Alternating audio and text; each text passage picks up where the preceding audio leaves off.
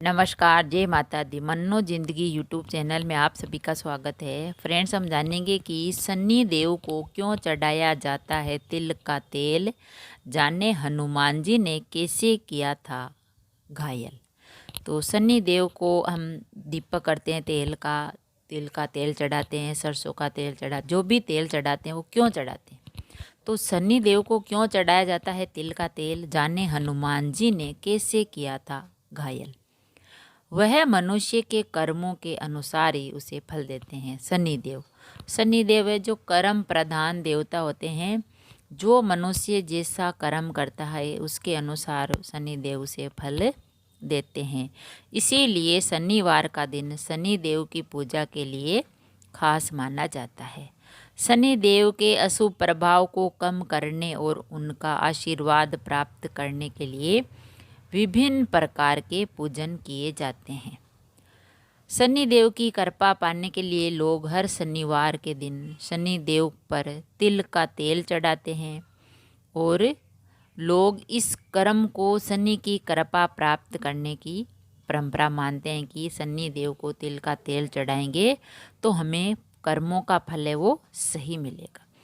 लेकिन एक पौराणिक कथा है कि शनि देव को तिल के तेल से दर्द में राहत मिलती है और तेल चढ़ाने वाला उनका कृपा पात्र हो जाता है। शनि देव को जब हम तिल का तेल चढ़ाते हैं तो उनको दर्द से राहत मिलती है और तेल चढ़ाने वाला जो व्यक्ति होता है उसका कृपा पात्र हो जाता है कि शनि देव है तो उस पर कृपा बरसाते हैं। तो जब हनुमान जी पर शनि की दशा प्रारंभ हुई उस समय समुद्र पर राम सेतु बांधने का कार्य चल रहा था। राक्षस पुल को हानि पहुंचा रहे थे। यह आशंका सदैव बनी हुई थी कि राक्षस इस पुल को हानि पहुंचा सकते हैं, हमें ये बनाने नहीं देंगे। हनुमान जी को ये आशंका रोज हर समय रहती थी। इसीलिए पुल की सुरक्षा का दायित्व हनुमान जी को सौंपा। लेकिन राम काज में लगे हनुमान जी पर शनि की दशा आरंभ होने लगी। हनुमान जी के बल और कीर्ति को जानते हुए शनि देव ने उनके पास पहुंचकर शरीर पर ग्रह चाल की व्यवस्था के नियम को बताते हुए अपना आशय बताया, जिस पर हनुमान जी ने कहा वे प्रकृति के नियम का उल्लंघन नहीं करना चाहते, लेकिन राम सेवा उनके लिए सर्वोपरि है।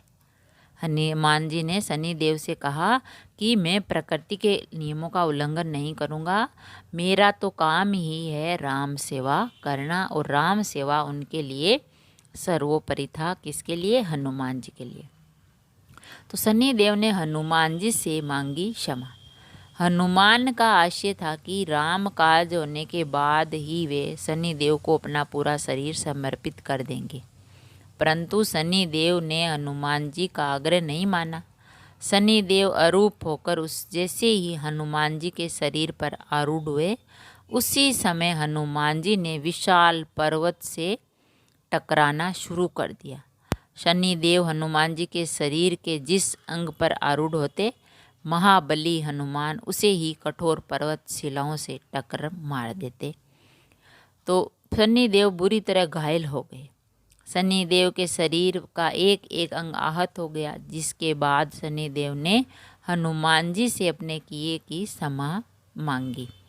हनुमान जी ने शनि देव से वचन लिया कि वे उनके भक्तों को कभी कष्ट नहीं पहुंचाएंगे। आश्वस्त होने के बाद राम भक्त अंजनी पुत्र ने कृपा करते हुए शनि देव को तिल का तेल दिया, जिसे लगाते ही उनकी पीड़ा शांत हो गई।